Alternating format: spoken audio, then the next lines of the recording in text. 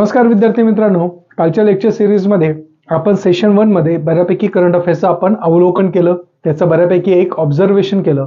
आता आपला second portion जो आहे त्याला आपण सेशन 2 मध्ये आपण काय करणार आहे, डील करणार आहे. मग अशा संदर्भामध्ये आपल्याकडे असलेल्या ह्या गोष्टीला ज्यावेळेस आपण बघतो तर त्यावेळेस आपल्याला नवीन योजना आणि त्या प्रकारच्या योजनेवर असलेले क्वेश्चन्स हे हमखास विचारल्या जातात. मग त्याच्या स्वरूपातली असलेली ही सलोखा योजना आहे. मग सलोखा योजना का होती आणि त्याचा संदर्भ का लागतो आणि त्या संदर्भामध्ये असलेला हा गव्हर्नमेंटने GR का बरं काढला, तर याच्या संदर्भामध्ये आपल्याला ते समजून घेणं गरजेचं आहे. काय आहे, शेत जमिनीचा ताबा व वहिवाटीच्या बाबत शेतकऱ्यांमध्ये आपापसामध्ये काय होत असतात, वाद होत असतात. मग ह्या संदर्भामध्ये हे वाद मिटविण्यासाठी त्याच्यामध्ये एक सलोखा निर्माण करण्यासाठी ह्या प्रकारची योजना राबवलेली आहे. आज आपण बघतो की भारतामध्ये अल्पभूधारक शेत जमिनीचं असलेलं प्रमाण वाढत चाललेलं आहे. मग अल्पभूधारक प्रमाण वाढत असताना सोबत असलेल्या ह्या शेतीचं असलेलं अस्तित्व दिवसांगणिक कमी होत चाललंय. मग अशा संदर्भामध्ये कधी कधी दोन शेतीच्या असलेल्या हक्कावरून लोकांमध्ये भांडणं होतात, मारामारी देखील होता. मग अशा पद्धतीच्या माध्यमातून कोणाच्याही व्यक्तीचं असलेलं तिथं जीवितहानी जाण्याची भीती निर्माण होत असते. मग हे जाऊ नये याच्यासाठी महाराष्ट्र शासनाने विशेषतः शेतकऱ्यांच्या असलेल्या विकासात्मक भूमिकेला डोळ्यासमोर ठेवून अशा प्रकारची योजना राबवलेली आहे. तिचं नाव काय आहे, सलोखा योजना. आणि ह्या सलोखा योजनेच्या माध्यमातून आपल्याला दिसतंय की पर्टिक्युलर असलेला जो ताबा आहे, पर्टिक्युलर तुमच्या असलेल्या एखाद्या शेतीचा, तर त्या शेतीच्या संदर्भामध्ये तुम्ही जी ती वाटणी करणार असेल किंवा त्याचा फेरफार करणार असेल किंवा त्या गोष्टीला तुम्ही विकत असेल, तर अशा वेळेस तुमच्या असलेल्या मुद्रांक शुल्काच्या संदर्भामध्ये त्याची संपूर्णरित्या काय करणार आहे, तिथं माहिती असणार आहे. सोबतच त्या गोष्टीच्या असलेल्या योजनेचा जर तुम्ही फायदा घेत असेल तर तुम्हाला नोंदणी शुल्क म्हणजे स्टॅम्प ड्युटीच्या संदर्भामध्ये तिथं काय भेटणार आहे, सूट देखील भेटणार आहे. मग अशा पद्धतीच्या माध्यमातून ज्यावेळेस तुम्ही ऑब्झर्व करता तर ही योजना काय आहे, महत्वाची आहे, हे आपल्याला याच्यातून लक्षात येऊ शकतं. लक्ष ठेवायची कोणती आहे, सलोखा योजना. पुढचं काय आहे, तर भारतातील पहिले मल्टी मॉडल लॉजिस्टिक पार्क आहे. बघा, आता आपल्या भारत देशाच्या असलेल्या विकासात्मक भूमिकेमध्ये दळणवळणाची फार मोठी भूमिका आहे. म्हणजे देशामध्ये दळणवळण वाढत असेल, त्या प्रकारचा व्यापार हा वाढत असेल, तर व्यापार वाढताना ट्रान्सपोर्टेशनच्या माध्यमातून आपल्याकडे आयात असो किंवा निर्यात असो, तर ह्या संदर्भामध्ये तुमचं जर स्ट्रॉंगनेस असेल त्या दळणवळण क्षेत्रामध्ये किंवा पायाभूत सुविधामध्ये, तर ऑटोमॅटिकली भारताच्या देशाच्या आर्थिक विकासामध्ये त्याचा एक महत्वाचा असलेला वाटा म्हणून कन्सिडर केला जातो. मग ज्यावेळेस आपण हे बघतो तर त्यावेळेस भारतामध्ये अशा प्रकारचं एकमेव असं पहिल्यांदा मल्टी मॉडल लॉजिस्टिक पार्क आपण काय केलेलं आहे, तिथं तयार केलेलं आहे. आता नावातच आहे की मल्टी मॉडल म्हणजे अनेक स्वरूपातलं असलेलं तिथं मॉडेल आपण इस्टॅब्लिश केलेलं आहे. आणि ह्या संदर्भामध्ये लॉजिस्टिक म्हणजे त्या प्रकारचं ट्रान्सपोर्टेशनसाठी लागणाऱ्या काही गोष्टी असेल तर त्याचं असलेलं पार्क तिथं तयार केलेलं आहे. मग अशा संदर्भामध्ये कोणी तयार केलं हे लक्ष ठेवणं गरजेचं आहे, ते म्हणजे रिलायन्सच्या असलेल्या मालकीनी, म्हणजे एका प्रकारच्या प्रायव्हेट इन्स्टिट्यूटनी. मग प्रायव्हेट इन्स्टिट्यूटनी तामिळनाडूमध्ये चेन्नई जवळ भारतातील पहिले अशा प्रकारचं मॉडेल आपण काय केलेलं आहे, उभारलेलं आहे. मग याच्यामध्ये आपल्या इंडियन गव्हर्नमेंटचे रस्ते वाहतूक व महामार्ग मंत्रालयाने त्याला काय केलेलं आहे, सपोर्ट केलेला आपल्याला दिसून येते. मग अशा संदर्भामध्ये ह्या प्रकारच्या असलेल्या ह्या लॉजिस्टिक पर्टिक्युलर जे पार्क आहे, तर त्याच्यामध्ये आपल्याला काय करावं लागणार आहे, तर रस्ते असेल, त्याच्यानंतर तुमचे रेल्वे असेल, सोबतच त्या प्रकारचं असलेलं जलमार्ग असेल, ह्या सगळ्यांना एकत्रितरित्या कनेक्ट करावं लागतं. आणि त्या पार्कमध्ये ज्या पद्धतीने रेल्वेतून माल येत असेल तो डायरेक्ट तिथं उतरेल, रस्त्यावरून माल येत असेल तो तिथं उतरला जाणार आहे, जहाजीतून माल येत असेल तो तिथं उतरला जाणार आहे. म्हणजे मल्टिपल ऍक्सेस ठिकाणी आपल्याला त्याची असलेली आयात निर्यातीचं एक जंक्शन पॉईंट भेटतो की जिथून काय केलं जाणार आहे, लगेच त्या प्रकारचं असलेलं तिथं एक्सपोर्ट केलं जाणार आहे.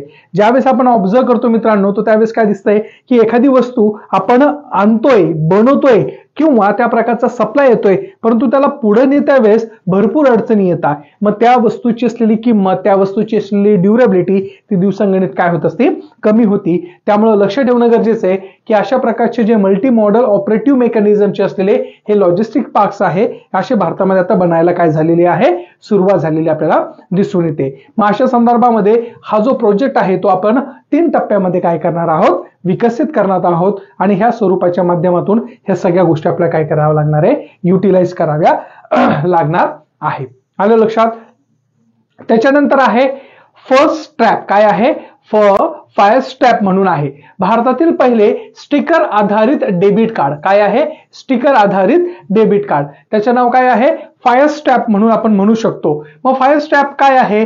तर त्या प्रकारच्या असलेल्या संदर्भामध्ये आपल्याकडे एक बँक आहे IDFC. काय आहे? IDFC म्हणजे इंडस्ट्रियल डेव्हलपमेंट फायनान्शियल कंपनी ज्याला आपण म्हणतो त्या प्रकारची एक बँक आहे. तर त्यांनी नॅशनल पेमेंट कॉर्पोरेशनच्या सहकार्याने नॅशनल पेमेंट कॉर्पोरेशनच्या सहकार्याने अशा प्रकारचं असलेलं फर्स्ट टॅप आपण काय केलेलं आहे? तिथं लॉन्च केलेलं आहे. काय होतं की भरपूर वेळेस आपल्याला माहिती की आपल्याकडे कार्डचे 2 प्रकार आहे, क्रेडिट कार्ड आहे, डेबिट कार्ड आहे. मग ज्यावेळेस आपण बघतो तर क्रेडिट कार्ड सोबत ठेवणं किंवा डेबिट कार्ड सोबत ठेवणं हे कदाचित काय असतं? एका प्रकारचे असलेले रिस्क असतं. मग हे रिस्क कमी करण्यासाठी अशा प्रकारे फक्त एक स्टिकर तयार केलेला आहे. मग मोबाईलच्या असलेल्या बॅक साईडला तुम्ही ते स्टिकर चिटकून दिलं तर तुम्हाला वाटलं की ही गोष्ट विकत घ्यायची, ते फक्त स्टिकरचं स्कॅन तिथं लावून टाकायचं, ऑटोमॅटिकली तुम्हाला त्याचे पैसे त्याच्यातून चालले जाणार आहे. म्हणजे कोणत्याच प्रकारचा असलेला पैसा हा जवळ ठेवायचा नाही. इव्हन दो आता डेबिट कार्ड प्लास्टिक मनी देखील ही तुम्हाला आता ठेवायचा नाहीये. म्हणजे याच्या पुढची असलेली ही काय असणार आहे? त्या पद्धतीची असलेली ही मोड ऑफ ऑपरेंडी किंवा मोड ऑफ ट्रान्झॅक्शन तिथं असणार आहे. मग अशा पद्धतीच्या माध्यमातून भारतातील पहिले स्टिकर आधारित डेबिट कार्ड कोणी केलं तर लक्ष ठेवायचं ती बँक कोणती आहे? IFDC आपल्याला तिथं दिसून येते. मग इथं डेबिट कार्ड न बाळगतात रेस्टॉरंट असेल, स्टोअर असेल किंवा इतर ठिकाणी फक्त तुम्हाला काय करायचं आहे? टॅप करायचं आहे. आणि अशा पद्धतीच्या माध्यमातून तुमचं असलेलं मोड ऑफ ऑपरेंडी तिथं तयार केल्या जाणार आहे. त्यामुळे हे करंट अफेअर्स मध्ये सगळ्यात महत्त्वाची असलेली गोष्ट आपल्याला तिथं दिसून येते. याच्याही पुढे जाऊन कदाचित तुम्ही आता त्या पर्टिक्युलर सोशल माध्यमाचा जर वापर करत असेल तर त्याच्यामध्ये काही लोकांनी केलेला आहे की डेबिट कार्डच्या असलेला तो जो चौकोनी आहे पर्टिक्युलर तुमच्या असलेल्या त्या कार्डवर असलेले गोल्डन कलरचं ते कट करता अंगठीमध्ये टाकता आणि फक्त त्या प्रकारचा अंगठी असं टॅप करताय. मग अशा स्वरूपातल्या काही गोष्टी आता याच्या पुढे काय होणार आहे? मार्केटमध्ये येणार आहे. मग अशा स्वरूपातलं हे IDFC आपल्याला तिथं फर्स्ट टॅप आपल्याला तिथं दिसून येत आहे. आलं लक्षात? बघा एवढंच आहे छोटंसं ते. चला आता काय आहे? निकोबारी हुडी कला. काय? निकोबारी हुडी कला सध्या चर्चेमध्ये आहे आणि विशेषतः त्या प्रकारच्या असलेल्या गोष्टीच्या माध्यमातून ज्यावेळेस आपण अनालिसिस करतो तर त्यावेळेस आपल्याला काय दिसून येणार आहे की अशा प्रकारची एक कल्चरल ऍक्टिव्हिटीज आहे.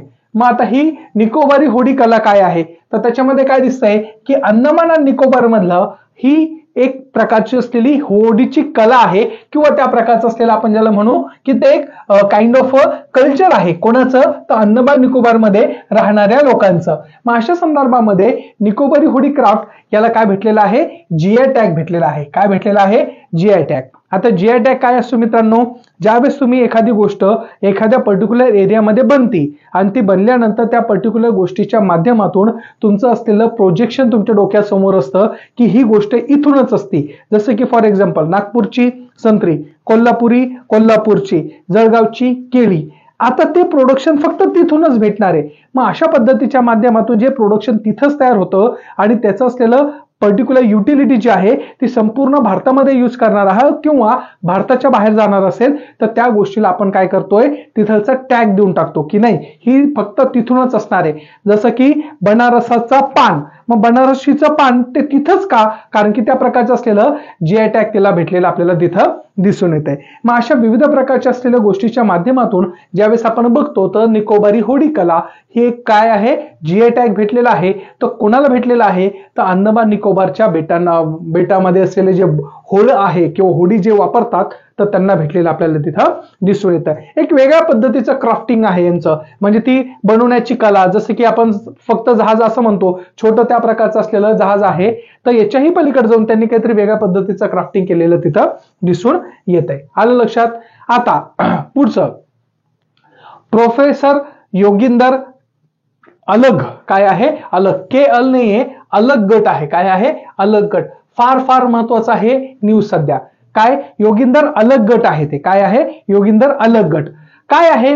तर त्या संदर्भामध्ये आपल्याला लक्षात येईल की आपल्याकडं दारिद्र्य रेषेचं मोजमाप करण्यासाठी काय? दारिद्र्य रेषेचं मोजमाप करण्यासाठी संपूर्ण भारतामध्ये एक विशिष्ट प्रकारची असलेली एक पॉवर्टी लाईन किंवा ज्याला आपण BPL म्हणतो त्या BPLच्या संदर्भामध्ये आपल्याला ती पॉवर्टी लाईन कशी ठरवली जाईल याच्यासाठी विविध आयोग स्थापन झालेले आहे.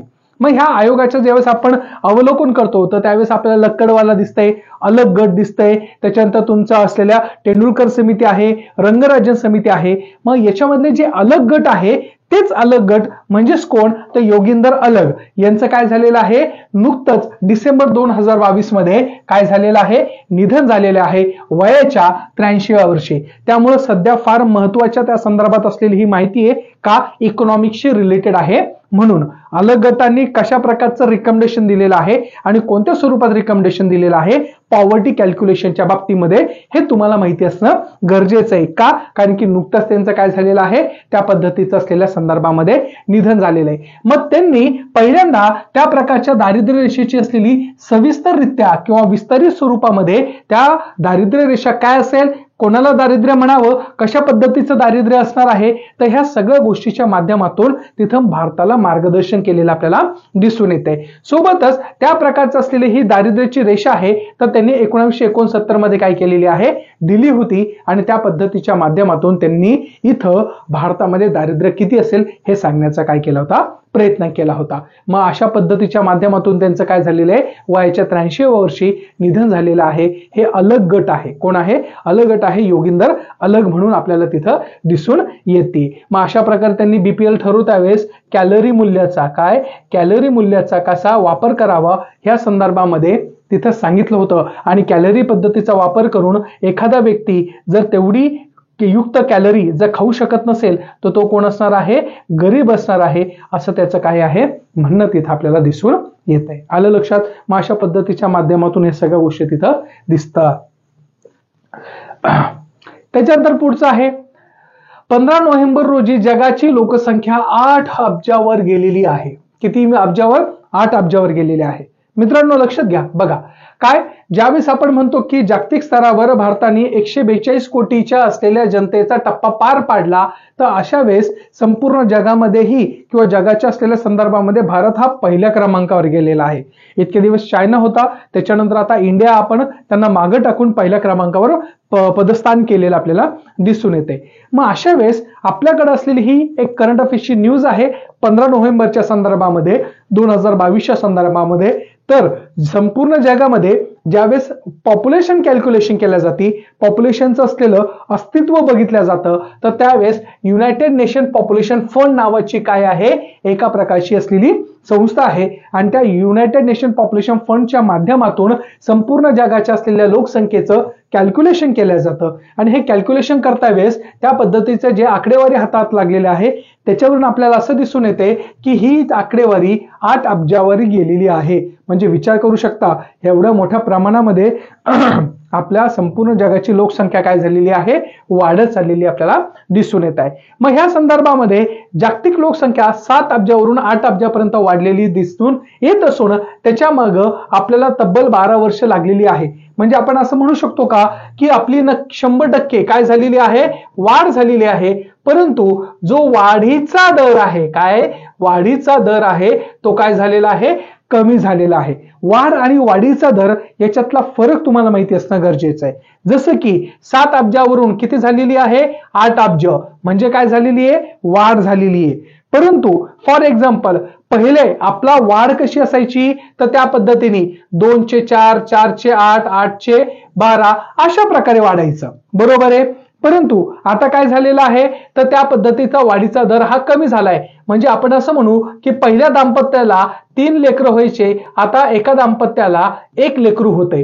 म्हणजे लोकसंख्या वाढतीये परंतु वाढीचा दर काय झालेला आहे, कमी झालेला आहे. म्हणून जेव्हा आपण संपूर्ण जगाचा विचार करतो तर त्यावेळेस तब्बल किती वर्ष लागलेली आहे, 12 वर्ष लागलेली आहे. म्हणजे जगामध्ये कुठेतरी आपल्याकडच्या असलेल्या लोकसंख्येच्या संदर्भामध्ये एका प्रकारचं असलेलं अवेअरनेस ज्याला आपण म्हणतो, म्हणजे ज्याला जागृती म्हणतो की how to use the particular safety measures for the protection of your child ब्रिंगनेस आणण्यासाठी, किंवा विविध प्रकारच्या असलेल्या काही टॅबलेट्स असतील, अशा विविध प्रकारच्या काही गोष्टी असेल की ज्याच्या माध्यमातून साक्षरतेचं प्रमाणही वाढलेलं आहे आणि तुमचं असलेलं सेक्स एज्युकेशनचं प्रमाणही वाढलेलं आपल्याला दिसून येत आहे. मग अशा संदर्भामध्ये आपल्या संपूर्ण जगाच्या असलेला जेव्हा आपण विचार करतो तर 7 अब्जावरून 8 अब्ज झाले आणि 8 अब्जावरून आपल्याला कुठपर्यंत जायचं आहे, 9 अब्जापर्यंत जायचं आहे. तर अशा वेळेस नियर टू बी आपल्याला 2034 पर्यंत काय करावं लागणार आहे, वाढ बघावी लागणार आहे.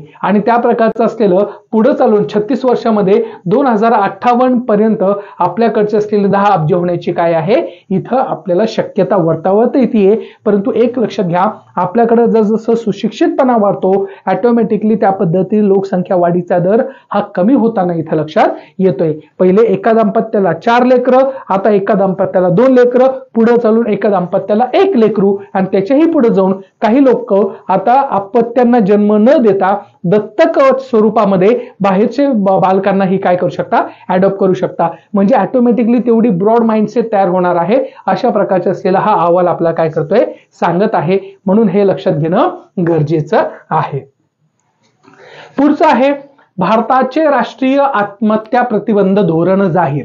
बघा, आज आपल्या भारताची कंडिशन अशी झालेली आहे की अगदी 8वी 7वीतला मुलगा किंवा त्या प्रकारचा असलेला 25-26 वयामध्ये असलेला तारुण्य हा कशाला आहारी पडलेला आहे, विविध गोष्टीच्या आहारी पडलेला आहे. आणि ह्या आहारी पडलेल्या गोष्टीमुळे त्याला नैराश्य आलेलं आहे आणि ह्या नैराश्याच्या माध्यमातून स्वतःचं असलेलं अस्तित्व त्यांनी काय केलेलं आहे, एका प्रकारचं झोकून दिलेलं आहे. आणि ह्या कारणामुळं कदाचित आपल्या संपूर्ण देशामध्ये आत्महत्याचं प्रमाण काय झालेलं आहे, वाढलेलं आहे. विशेषतः कोरोनाच्या काळानंतर ज्यावेळेस आपण एक्स्ट्रा ऑर्डिनरी किंवा एक्स्ट्रीम सिच्युएशन आपण मोबाईलमध्ये जो इन्व्हेस्ट केलेला टाइम आहे तर त्याच्यातून भेटणारा आउटपुट हा 0 असून त्याच्या असलेले बॅड इम्प्लिकेशन्स असेही दिसून आलेले आहे की त्याच्यामुळे आत्महत्याचं प्रमाण वाढलेलं आहे. मग अशा वेळेस भारतामध्ये कार्यकारी गटांची संख्या वाढत जावं, आपल्याकडं काम करणाऱ्यांची संख्या वाढत जावं आणि त्यांचं असलेलं utilization for the development of Indian economy हे युटिलाइज करता यावं, याच्यासाठी पर्टिक्युलर भारत गव्हर्नमेंटनी अशा प्रकारचं असलेलं पहिल्यांदा धोरण जाहीर केलं आणि त्या धोरणाला नाव काय दिलं आहे तर राष्ट्रीय आत्महत्या प्रतिबंध धोरण. आता साहजिकच आहे, नावातच आहे की आत्महत्या काय करणे, प्रतिबंध करणे किंवा त्याला प्रिव्हेंट करणे. मग त्याची मागची कारण शोधल्या जाणार आहे की का आत्महत्या करताय, का त्यांची असलेली तशा पद्धतीची सिच्युएशन झाली आहे, एवढं इकॉनॉमिकल बर्डननेस आपल्याकडे आलेलं आहे का, किंवा तुमच्या असलेल्या फ्युचरचा जो सिक्युअरनेस आहे तो तिथं भेटत नाही का, नोकरी नाही का, किंवा अशा पद्धतीचे असलेले सामाजिक व्यवस्थेमध्ये तो अडकलेला आहे का. अशा विविध पद्धतीने ज्यावेळेस एखाद्या कुटुंबाचं किंवा एखाद्या व्यक्तीचं आपण अनालिसिस करतो तर त्यावेळेस आपल्याला त्याचं आत्महत्येचं मूळ कारण आपल्याला सापडतंय. आणि ह्या धोरणाचे उद्दिष्ट तेच आहे की भारत सरकारने पर्टिक्युलर कुटुंब मंत्रालयाने अशा प्रकारची स्ट्रॅटेजी वापरून, प्रिव्हेन्शन स्ट्रॅटेजी वापरून भारतामध्ये अशा प्रकारचं असलेलं आत्महत्या प्रतिबंधक धोरण काय केलेलं आहे, जाहीर केलेलं आहे. आता एक लक्षात घेणं गरजेचं आहे की देशातील अशा प्रकारचं पहिलेच काय आहे, आत्महत्या प्रतिबंध असलेले काय आहे, हे सगळ्या गोष्टी आहे. याच्यातून एक दिसून येते मित्रांनो की आपल्याला आत्महत्या करणं कायद्याने गुन्हा तर आहेच, परंतु त्या पद्धतीच्या माध्यमातून जर याला आपण प्रतिबंध केलं तर खऱ्या अर्थाने आपला देश काय होणार आहे, प्रगतीपथावर जाणार आहे. 2030 पर्यंत आत्महत्यामुळे होणारे मृत्यूंचं प्रमाण आपल्याला किती टक्क्यांनी कमी करायचं आहे तर लक्ष ठेवायचं 10% काय करायचं आहे, कमी करायचं आहे. हे लक्ष ठेवणं, हे ध्यानात करणं गरजेचं आहे. मग अशा संदर्भामध्ये आपल्याकडं जागतिक आरोग्य संघटना जी आहे म्हणजे WHO, तर WHO असलेल्या दक्षिण पूर्व आशियाई क्षेत्रामध्ये आपल्याला हे धोरण काय करायचं आहे, जास्त पद्धतीने राबवायचं आहे. आणि ह्या संदर्भामध्ये आपल्याला पर्टिक्युलर जे मनोरुग्ण आहे तर मनोरुग्णावरही काय करायचं आहे, प्रोटेक्शन ऑपरेशन आपण वापरायचं आहे. म्हणजे अशा सर्व पद्धतीने आपल्याला जे भारतामध्ये आत्महत्या होतीये त्याचं असलेलं कारण शोधून त्या संख्या कमी करायचं आहे, हे लक्ष ठेवणं गरजेचं आहे. आलं लक्षात. मग अशा पद्धतीच्या असलेल्या सगळ्या गोष्टी त्याच्यामध्ये दिसून येत आहे. चलायचं पुढं. चलो पुढचं, ग्रामीण विकास मंत्रालयाची नई चेतना मोहीम. काय नई चेतना मोहीम? बघा, आता नवनवीन शासकीय योजना आहे आणि नवीन स्वरूपात असल्यामुळं तुम्हाला लक्षात घेणं गरजेचं आहे, कारण की आता ट्रेंड बदललेला आहे. पहिले सगळे जुन्या तुम्हाला योजना विचारायच्या, परंतु आत्ताच्या ट्रेंडनुसार तुम्हाला नवीन स्वरूपामधले काय करावं लागणार आहे, अशा प्रकारची असलेली तिथं योजनेचा अभ्यास करावा लागणार आहे. मग काय की ग्रामीण विकास मंत्रालय, ज्याला आपण रुरल डेव्हलपमेंट मिनिस्ट्री म्हणतो, तर त्यांनी ग्रामीण भागाच्या असलेल्या संदर्भामध्ये राष्ट्रीय ग्रामीण उपजीविका अभियानाद्वारे म्हणजे नॅशनल रुरल लाईव्हलीहूड मिशन, काय नॅशनल रुरल लाईव्हलीहूड मिशन ह्या अंतर्गत 25 नोव्हेंबर 2022 रोजी विशेषतः कोणाला तर महिलांवरील होणाऱ्या अत्याचाराचं निर्मूलन करण्यासाठी आंतरराष्ट्रीय दिनाच्या निमित्ताने नई चेतना ही काय केलेली आहे, मोहीम राबवलेली आहे.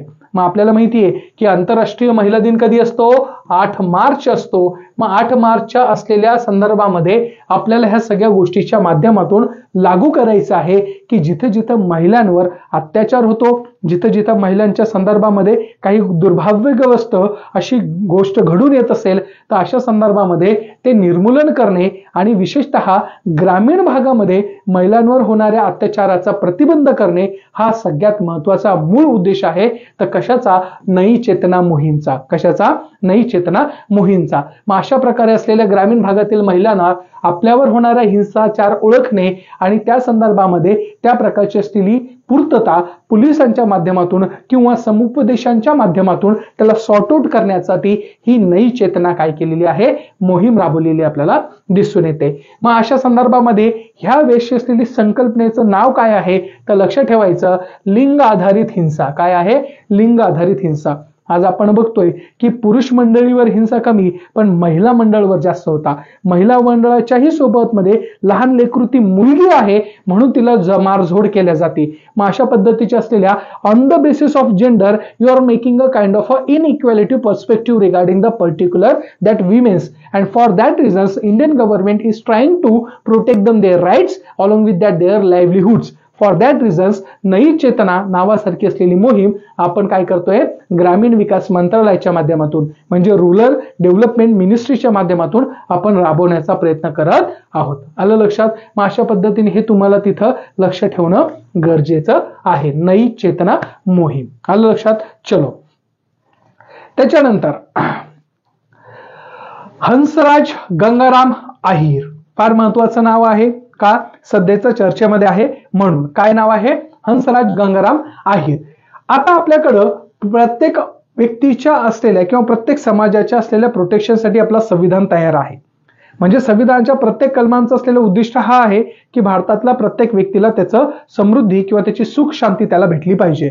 परंतु विशेषतः काही गटांच्या संरक्षणासाठी आपल्याला एक वेगळ्या पद्धतीचे असलेले आयोग देखील निर्माण करावे लागले.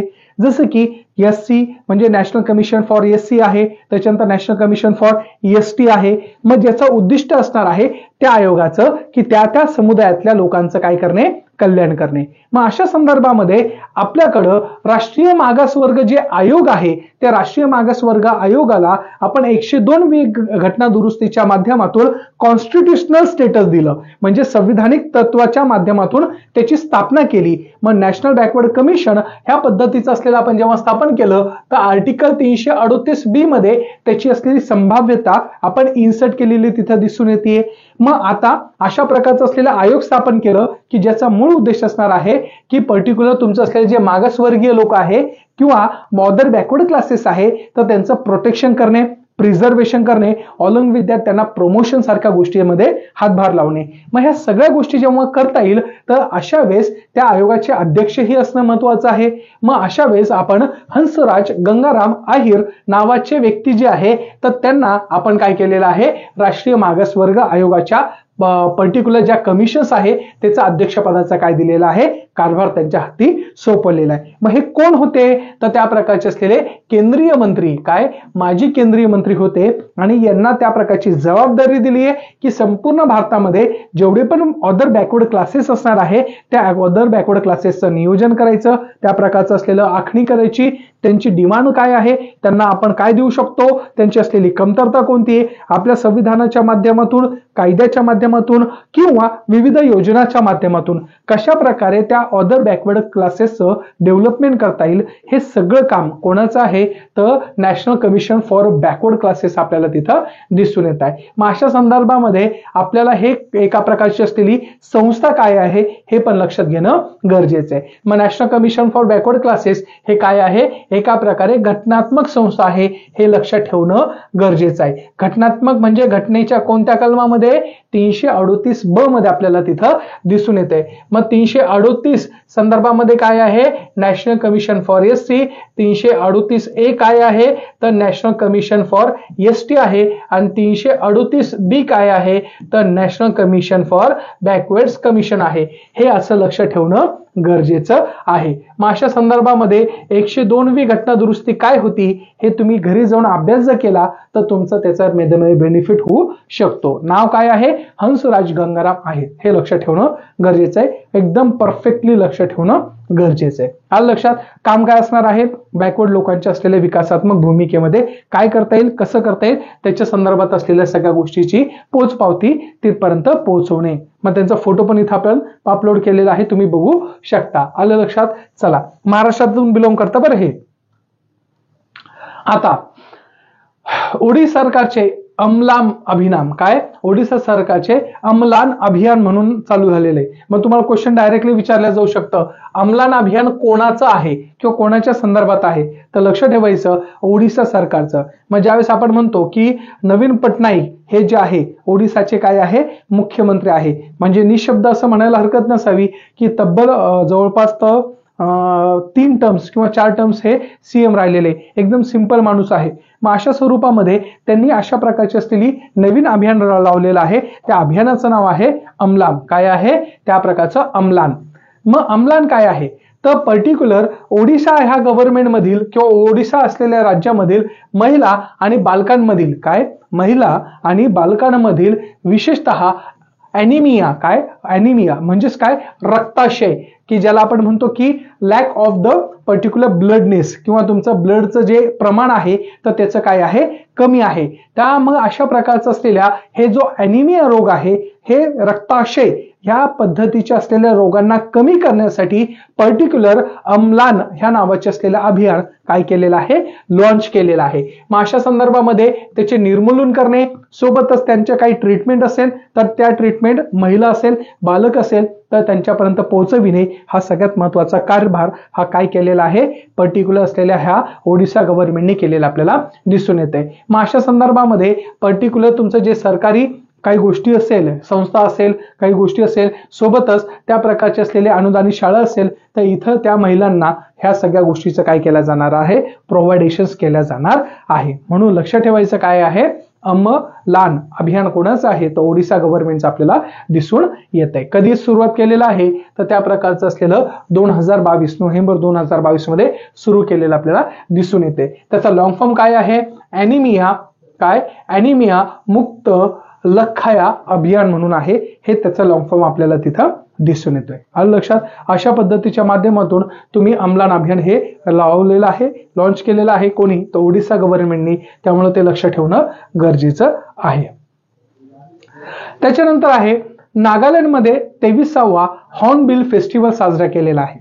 व्हेरी IMP सगळ्यात महत्वाचा आहे की हा नागालँड मधला सगळ्यात महत्वाचा आणि मोस्ट इम्पॉर्टंट फेस्टिवल आहे. बघा मित्रांनो, ज्यावेळेस आपण फेस्टिवलची गोष्ट करतो मग त्या फेस्टिवलवर क्वेश्चन येणार म्हणजे येणार. मग अशा स्वरूपामध्ये नागालँडमध्ये हा कितवा आहे तर 23वा हॉर्नबिल असलेला फेस्टिवल आहे. तर लक्ष ठेवायचं हॉर्नबिल फेस्टिवल कुठेच आहे तर नागालँडचा. आता लक्ष ठेवायचं मणिपूरच्या बाजूला नागालँड आहे. मणिपूर जळत होतं तर लोक नागालँडमध्ये पण गेले होते. त्यामुळे नागालँडचं असलेले काही फेस्टिवल तुम्हाला लक्षात ठेवणं गरजेचं आहे. मग अशा प्रकारचं असलेलं हा फेस्टिवल 2022 मध्ये नागालँड मधील नागा हेरिटेज विलेज किसानामध्ये काय केलेलं आहे, तिथं सेलिब्रेट केलेला आहे. आणि विशेषतः भारताचे असलेले उपराष्ट्रपती जगदीप धनखर हे प्रमुख पाहुणे म्हणून काय केलेलं आहे, तिथं गेलेले आहे. म्हणजे तुम्ही विचार करू शकता की हा पर्टिक्युलर असलेला जो फेस्टिवल आहे तो नागालँडसाठी किती महत्वाचा असणार आहे. आणि नागा पीपल जे आहे म्हणजे एका प्रकारचा असलेला त्याला एकेकाळी आपण नागा इन्सर्जन्सी ग्रुप्स म्हणायचो. म्हणजे एका प्रकारचे असलेले जे असे गट होते की संपूर्ण भारतापासून आम्हाला वेगळं पाहिजे अशा प्रकारची डिमांड करणारे लोक होते. आज त्यांचा सेलिब्रेट करतोय आपण सांस्कृतिक काही पर्टिक्युलर ऍक्टिव्हिटीजच्या माध्यमातून. का करतोय? कारण की त्या लोकांना विश्वासात घेणं फार गरजेचं आहे. उद्या चालून आपल्या नॉर्थ ईस्ट पासून सगळे वेगळे जर होत गेले तर उद्या चालून भारताचे तुकडे लवकर होतील. ह्या सगळ्या गोष्टीला आपण डोळ्यासमोर ठेवून ह्या फेस्टिवलला उपराष्ट्रपती काय झालेले आहे, प्रेझेंट झाले आपल्याला तिथं दिसून येतं. म्हणून याला फेस्टिवल ऑफ फेस्टिवल्स म्हणूनही काय केलं जातं, ओळखल्या जातं. मग अशा स्वरूपाच्या माध्यमातून हे जेव्हा आपण बघतो तर ते कुठलचं आहे तर नागालँडचं आहे, हे लक्षात ठेवणं गरजेचं आहे. आलं लक्षात? मग जेव्हा हार्वेस्टिंग होती तर हार्वेस्टिंगचा असलेला आपण जेव्हा म्हणतो की जसं की आपल्याकडं काल बैसाखी असेल किंवा आपण गुढीपाडवा म्हणतो त्या पद्धतीचं त्यांचं काय आहे हा फेस्टिवल आपल्याला तिथं दिसून येतोय. पुढचा आहे रामसार करार. काय आहे? रामसार करार. आता रामसार करार फार महत्वाचा आहे. का? कारण की आपल्याकडं वेटलँड जे आहे म्हणजे ज्याला आपण पाणलोट क्षेत्र म्हणतो त्या पाणलोट क्षेत्राच्या संदर्भामध्ये असलेली महत्वाची असलेली काय आहे हे करार आहे. मग 1972 मध्ये ज्यावेळेस पर्टिक्युलर इराण मधलं एक ठिकाण होतं त्या इराण मधले असलेल्या थेट ठिकाणाचं नाव आहे रामसार. मग अशा पद्धतीने 1972 मध्ये संपूर्ण जगाचे असलेले लोक तिथं भेटले आणि संपूर्ण जगाच्या असलेल्या लोकांमध्ये त्या प्रकारची म्युच्युअल कन्सर्न तयार झाली की आपल्याला वेटलँड जे आहे जे पाणलोट क्षेत्र आहे त्याचं असलेलं प्रिझर्वेशन करणं गरजेचं आहे.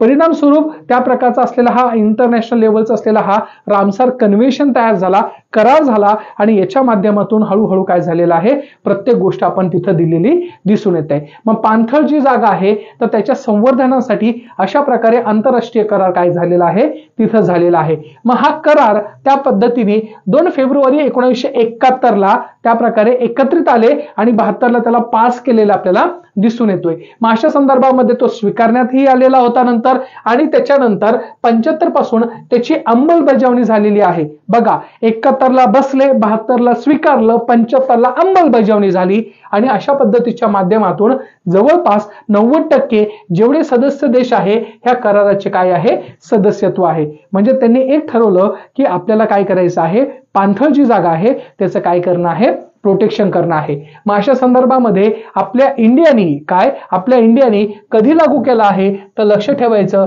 1 फेब्रुवारी 1982 रोजी. कधी? 1 फेब्रुवारी 1982 रोजी हा करार भारतामध्ये काय केलेला आहे लागू केलेला आहे. आणि अशा संदर्भामध्ये भारतामध्ये नियर टू बी किती 75 रामसर काय आहे स्थळ आपल्याला तिथं दिसत आहे जे वेटलँड्स म्हणून काय झालेले आहे कन्सिडर झालेले आपल्याला तिथं दिसून येत आहे. त्यामुळे हे रामसार कन्व्हेन्शन काय आहे तर लक्ष ठेवायचं हे एका प्रकारच्या इराणच्या असलेल्या संदर्भामध्ये असलेली जागा आहे की जिथं आपण भेटलेलो होतो. मग हे भारताने कधी इम्प्लिमेंट केलंय तर 1982 ला हे लक्ष ठेवणं गरजेचं आहे. आलं लक्षात? चला बेस्ट. त्याच्यानंतर पुढचं आहे अरिट्टापट्टी. काय? अरिट्टापट्टी जैवविविधतेचा काय झालेला आहे वारसा स्थळ म्हणून घोषित झालेला आपल्याला दिसून येतं. याला म्हणतात बायोडायव्हर्सिटी कन्झर्वेशन प्लेसेस. मग बायोडायव्हर्सिटी म्हणजे काय की जिथं जैवविविधता काय आहे जास्त आहे. आपल्याकडे माहिती आहे की फ्लोरा आणि फौना म्हणजे काय त्या प्रकारचे असलेले प्राणी मात्र असेल किंवा त्या प्रकारचे झाडं किंवा वनस्पती असेल ह्या सगळ्यांचं ज्यावेळेस आपण अस्तित्व बघतो तर त्यावेळेस आपल्याला काय दिसून येते की पर्टिक्युलर असलेली ही जैवविविधता आणि ह्या जैवविविधतेच्या माध्यमातून तयार झालेले हे वारसास्थळ हे काय करतात की पर्टिक्युलर त्याचं प्रोटेक्शन करणे त्याचं प्रिझर्वेशन करणे हा त्याचा काय आहे मूळ उद्दिष्ट आहे. मग अशा स्वरूपामधलं तमिळनाडूमधील पर्टिक्युलर ती एक अधिसूचना जारी करून पर्टिक्युलर तुमची असलेली मदुराई जिल्ह्यामधील ही एक वारसा स्थळ कोणतं अरिट्टापट्टी हे एक वारसा स्थळ म्हणून काय झालेलं आहे घोषित झालेलं आहे.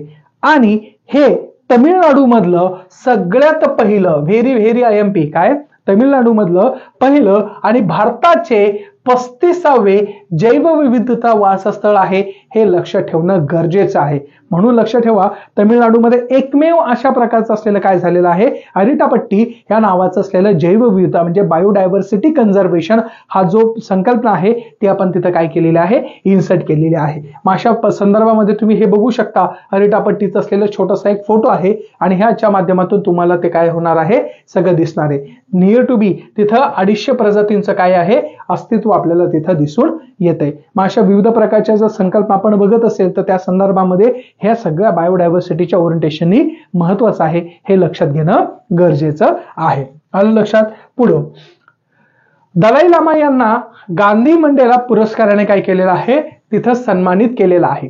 मग आता दलाई लामा कोण आहे आणि त्या संदर्भात त्याची माहिती काय आहे तर लक्ष ठेवा, ज्यावेळेस भारताला स्वातंत्र्य भेटलं तर त्यावेळेस भारताचे असलेले परराष्ट्र धोरणामध्ये सगळ्यात महत्वाचा मुद्दा होता तो म्हणजे तिबेटचा आणि भारताचा संबंध. मग ज्यावेळेस आपण बघतो तर त्यावेळेस तिबेटचं असलेलं अस्तित्व चायनाने नाकारलेलं होतं आणि तिबेटला हे आमचा भूभाग आहे अशा पद्धतीची असलेली चायनाची मनमानी होती. मग चायना कंटिन्युअसली त्या तिबेटवर हल्ला करायचा आणि त्या तिबेटच्या असलेल्या काही धर्मगुरूंना त्यांचा त्रास व्हायचा. मग अशातले एक महत्वाचे व्यक्तिमत्व होते ते म्हणजे दलाई लामा. आता दलाई लामा ह्या व्यक्तीचं नाव नाहीये तर ह्या पदाचं नाव आहे. म्हणजे उद्या चालून मी पण दलाई लामा होऊ शकतो. म्हणून अशा संदर्भामध्ये हे जे दलाई लामा आत्ताचे आहे तर ते काय झाले होते भारतामध्ये आले होते आणि आपल्याकडे असायलम मागितलं होतं, म्हणलं आश्रयित मागितलं होतं कोणाजवळ पंडित जवाहरलाल नेहरू जवळ. मग पंडित जवाहरलाल नेहरूंनी त्यांना त्या पद्धतीचं असलेलं आश्रयित म्हणून घोषित केलं होतं. मग भारतामध्ये भरपूर काळ त्यांचं काय होतं वास्तव्य होतं. त्यांचं वैशिष्ट्य म्हणजे असं की भारतामध्ये विविध प्रकारच्या असलेल्या काही गोष्टी असेल जसे की सुख शांतता असेल, शांतप्रिय काही ऍक्टिव्हिटीज असेल तर याच्यामध्ये ते काय करतात पार्टिसिपेट करतात. मग अशा पद्धतीच्या माध्यमातून त्यांना आपण गांधी मंडेला हा काय केलेला आहे पुरस्कार आपण तिथं देण्याचा आपण प्रयत्न केलेला दिसून येते. मग अशा संदर्भामध्ये 2019चा जो प्रतिष्ठित गांधी मंडेला पुरस्कार आहे तो 2022 मध्ये काय केलेला आहे आपण तिथं दिलेला आपण दिसून येते. मग हिमाचलचे राज्यपाल राजेंद्र विश्वनाथ आर्लेकर यांच्या हस्ते धर्मशाळेतील त्या मोंडेगंजवळ थेकनचेन चोलिंगा इथं असलेल्या काय थेकनचेन चोइंगलिंग या बौद्ध संस्थेत आयोजित केलेल्या कार्यक्रमामध्ये आपण काय केलेलं आहे या संदर्भात असलेल्या गोष्टीच्या संदर्भामध्ये आपण त्यांना हा पुरस्कार दिलेला दिसून येतोय. मग अशा संदर्भामध्ये गांधीजींची 150वी पण जयंती होती आणि ह्या संदर्भामध्ये त्या जयंतीच्या निमित्ताच्या माध्यमातून जी सेवाभावी संस्था आहे गांधी मंडेला फाउंडेशन त्यांच्या मार्फत हा काय केला जातो पुरस्कार तिथं दिला जातो. मग अशा पद्धतीने ह्या सगळ्या महत्वाच्या गोष्टी आपल्याला लक्षात घेणं गरजेचं आहे. आलं लक्षात.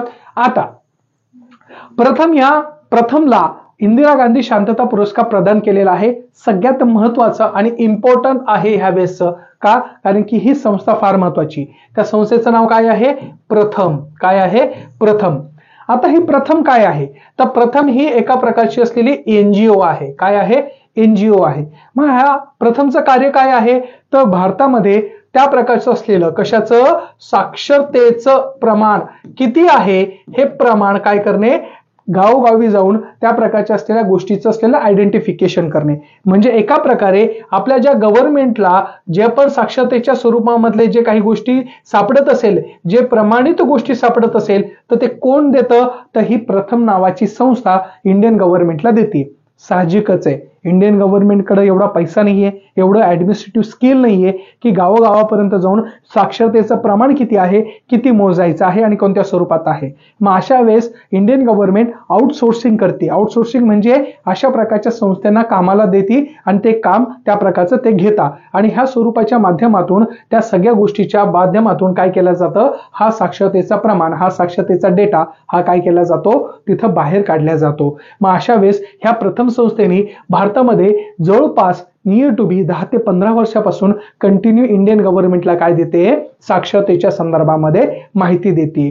मग अशा संदर्भामुळं त्यांचं असलेले जे कार्य आहे तर त्या सगळ्याशा गोष्टीमुळं त्यांना 2021 साठीचा कशासाठीचा 2021 साठीचा हा शांतता निशस्त्रीकरण आणि विकासात्मक पुरस्कार असलेला इंदिरा गांधी शांतता पुरस्कार काय केलेला आहे प्रदान केलेला आपल्याला दिसून येते. मग अशा संदर्भामध्ये प्रथमेचा असलेलं उद्दिष्ट काय आहे की शिक्षणाचा दर्जा काय करणे वाढवणे आणि अवलोकन देखील करणे. मग अशा प्रकारचा हा पुरस्कार जो आहे इंदिरा गांधी शांत पुरस्कार तो कधी चालू झाला आहे हे पण लक्ष ठेवणं गरजेचं आहे. मग त्याच्यामध्ये सुरुवात काय सापडतीये 1986 पासून काय झालेली आहे याची सुरुवात झालेली आहे. मग त्या प्रकारचं असलेलं प्रशासकीय पत्रासह किती लाख रुपये दिल्या जातात 25 लाख रुपये तिथं दिल्या जातात आणि त्या प्रकारे असलेल्या ह्या गोष्टीच असलेली युटिलिटी सामान्य स्वरूपामध्ये लोकांना व्हावी याच्यासाठी कार्यरत आहे हे आपल्या लक्षात येऊ शकतं. आलं लक्षात? मग हे सगळं काय आहे? प्रथम संस्थेला कोणता पुरस्कार भेटला? तर लक्ष ठेवायचं ते म्हणजे इंदिरा गांधी शांतता पुरस्कार भेटलेला आहे. आलं लक्षात? मग अशा पद्धतीने मित्रांनो सेशन पार्ट 2 जो आहे तो संपलेला आहे. उद्याच्या भागामध्ये आपल्याला उर्वरित असलेले करंट अफेअर्स कंटिन्यू मध्ये करायचं आहे. Thank you so much.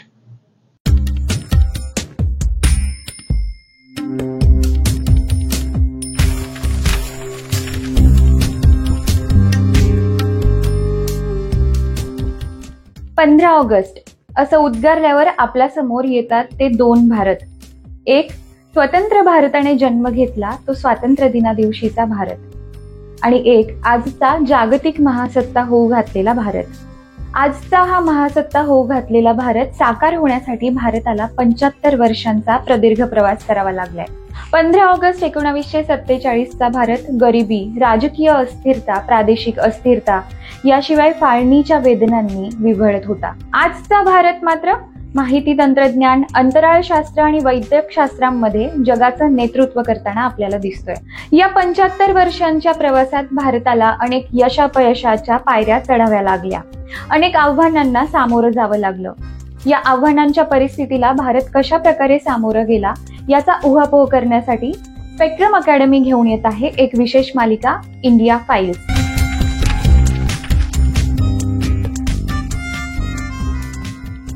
अतिशय सोप्या आणि रंजक शब्दात सर्वांनी पाहावा, समजून घ्यावा आणि इतरांनाही सांगावा असा ज्ञानवर्धक उपक्रम, आणि यासोबतच जिंका हजारोंची बक्षिसं. या उपक्रमात सहभागी होण्यासाठी ना वयाची अट आहे ना कोणते शुल्क.